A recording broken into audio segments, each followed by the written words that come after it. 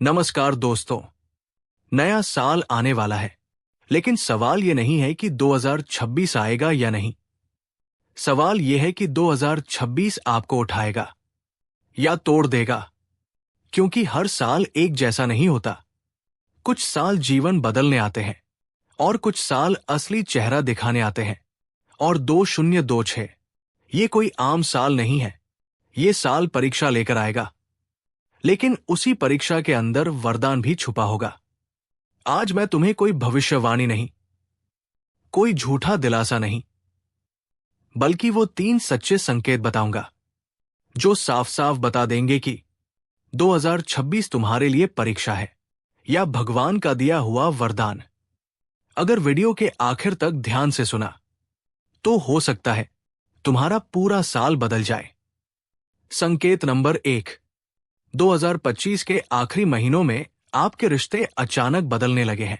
अगर तुमने नोटिस किया हो कि पिछले कुछ महीनों में कुछ लोग बिना वजह दूर हो गए, कुछ अपने होकर भी अजनबी लगने लगे, और कुछ रिश्तों में पहले जैसी वार्मथ नहीं रही, तो इसे गलत मत समझना।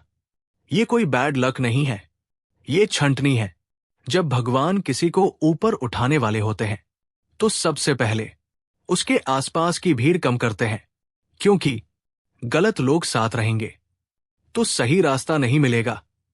2026 से पहले जो रिश्ते टूट रहे हैं, जो लोग इग्नोर कर रहे हैं, जो बिना वजह बिहेवियर बदल रहे हैं, ये सब संकेत है कि भगवान आपको हल्का कर रहे हैं ताकि आप ऊंचा उड़ सको।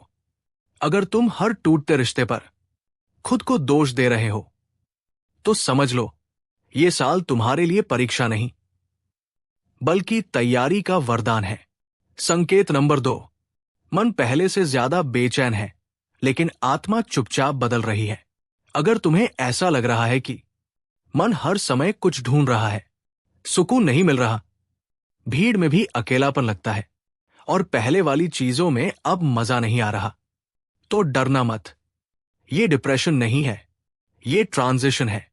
जब इंसान एक लेवल से ऊपर जाने वाला होता है तो पुरानी चीजें उसे सैटिस्फाई करना बंद कर देती है। 2026 उन्हीं लोगों को बदलने आ रहा है जो अंदर से रेस्टलेस हो चुके हैं।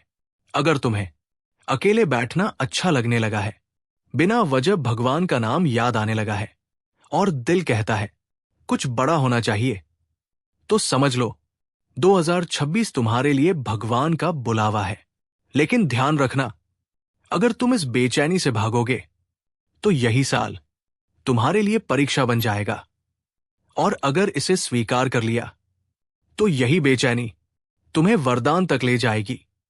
संकेत नंबर 3, 2026 से पहले आपके ईगो को बार बार चोट लग रही है।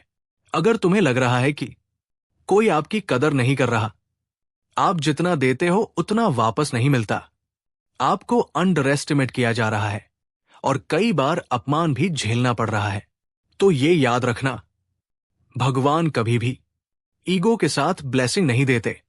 पहले ईगो टूटती है, फिर जीवन बनता है।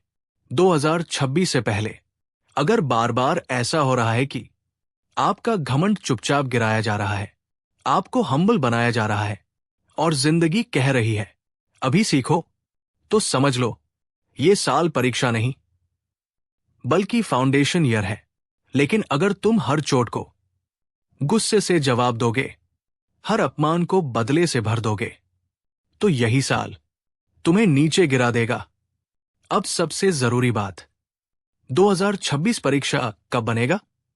जब तुम सब कुछ भगवान से मांगोगे लेकिन खुद नहीं बदलोगे, हर गलती का दोष दूसरों पर डालोगे और हर वार्निंग को इग्नोर करोगे।